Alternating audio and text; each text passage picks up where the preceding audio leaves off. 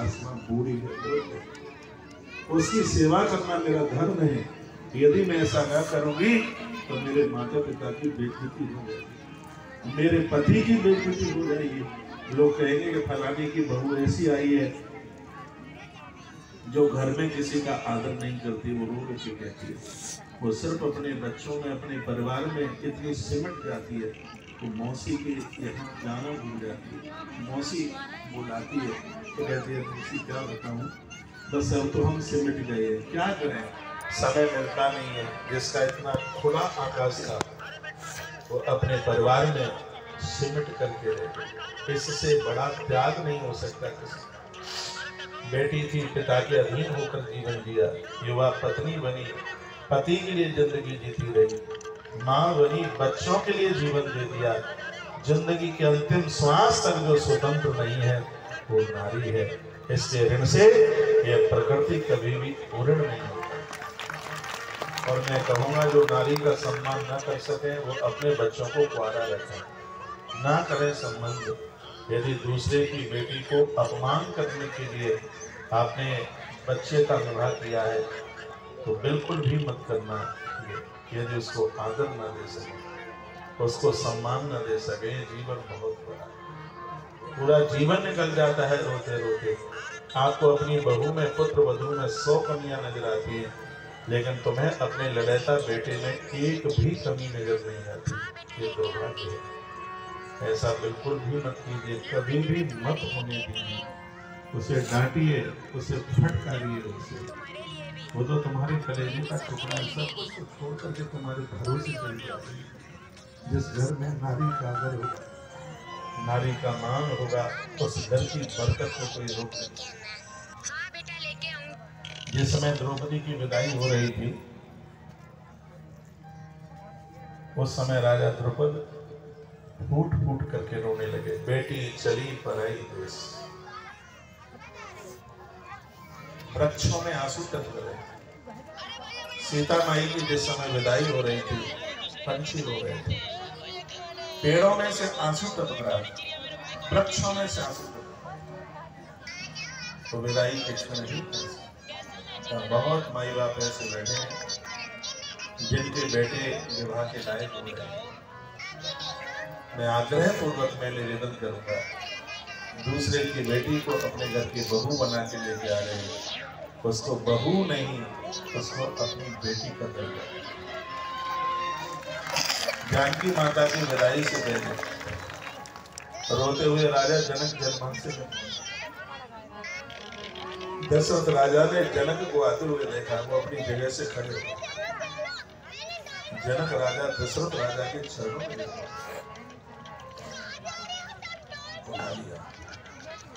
अवधेश दशरथ कहने लगे, राजन क्या हुआ? हृदय नरेश जनक तो जानकी माता के पिता है, उन्होंने कहा, राजन मैं एक बेटी का पिता, बेटी के पिता से जो बनता है सो हो गया। मैंने अपनी हैसियत से बढ़ करके विवाह किया और मैं तुमसे आज कुछ मांगने को चला। राजन मैंने अपने जीवन में कभी किसी से कुछ मांगा नहीं, मैंने कभी किसी के सामने हाथ नहीं फैलाया, लेकिन मैं तुम्हारे सामने अपनी झोली पसारे हुए खड़ा हूं। दशरथ राजा की आंख में आंसू आ गए तो रोकर कहने लगे, राजन आप ऐसा क्यों बोल रहे हैं?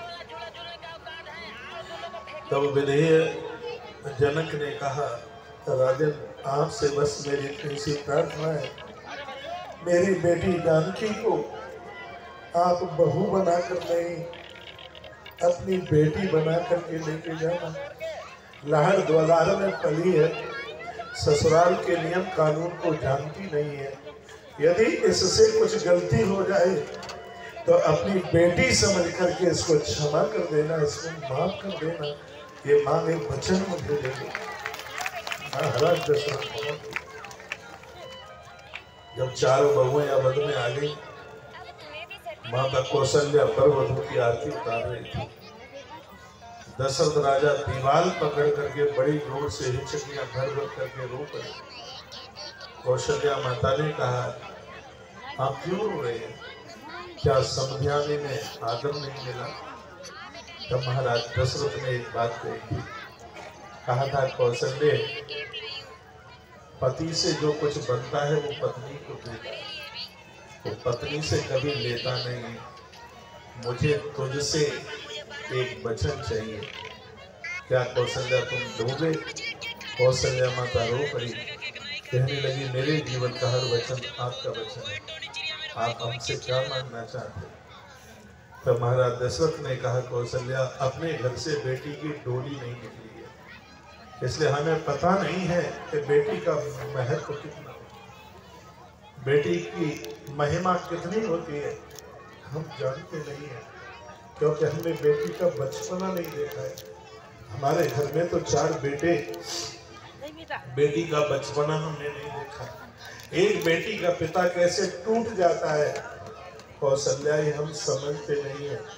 मैंने जानकी की विदाई को देखा है। मैं तुझसे मांगना चाहता हूँ कि जानकी को ऐसे, चारों बलगों को ऐसे रखना जैसे आंख के पलक आंख की पुतली की रक्षा करते हैं। और वो चौपाई यही कि बधू लड़किनी पर घर आई, राखो नयन पलक की नहीं। ये महाराज दशरथ, दूसरे की बेटी को ऐसे रखना जैसे आंख के पलक आंख की पुतली को। ये कथाएं कहानी किस्सा बन करके न रह जाए। ये कथा जीवन को डेवलपमेंट करती है, जीवन को उत्कर्ष करती है। घर में आनंद के साथ मैं भाई लोगों को भी कहूँगा, आप अपनी पत्नी के पियर वालों को खूब गालियां दे देते हैं, तुम्हें ये नहीं पता है कि आप उसके पिता को क्या बोल रहे हैं, आप कितना बड़ा अपराध कर रहे हैं उसे गाली देते हैं, उसे इतना बुरा कहकर आप कैसे अपने पुण्य को छीन कर रहे हैं। तुम्हारे पिता में और उसके पिता में अंतर नहीं है, और ये गालियां तुम्हारे पिता को लग रही है। और आप ऐसे बोल देते हैं तेरा भाई भिखारी है, तेरा बाप भिखारी है, तो कहाँ मेरे लायक थी। और सच तो यही है कि तुम उसके लायक नहीं थे। ये तो उसका पिता इतना उदार था कि तुम्हें अपनी बेटी सौंप करके चला गया। सच देखा जाए तो तुम उसके लायक। सबसे बड़ा दानी तो वो है, सबसे बड़ा दाता, उसका मुकाबला कौन है?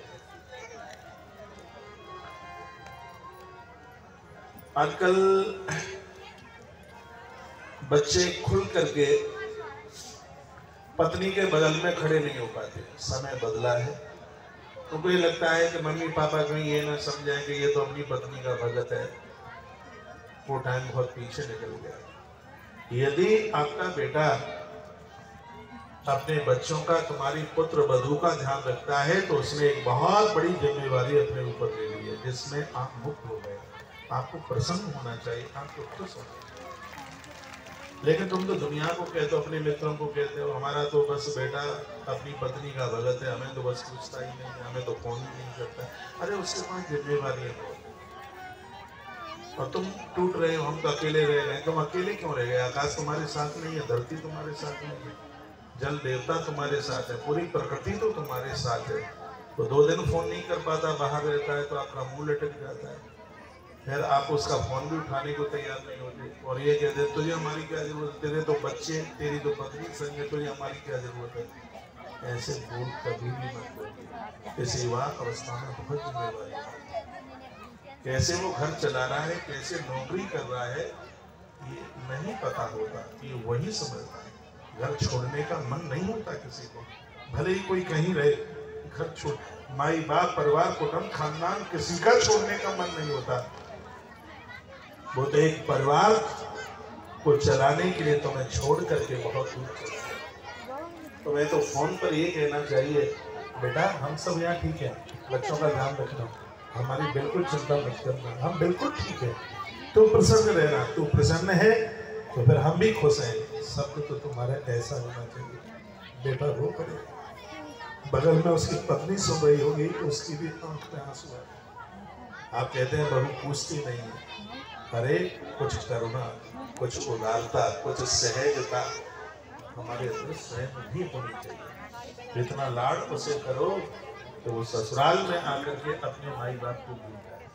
2 दिन के लिए जाए, मम्मी को कहे मम्मी अच्छा नहीं लग रहा है, मुझे जाना है, मुझे जाना है, उसके मुंह से ये स्वर निकलना चाहिए। और ये ताकत आपके प्रेम के अंदर ही ताकत है। तो मैं रुक्मिणी मंगल की कथा, मैं इस प्रसंग को वंदन प्रणाम करता हुआ आगे चलता हूँ। दो पंक्तियां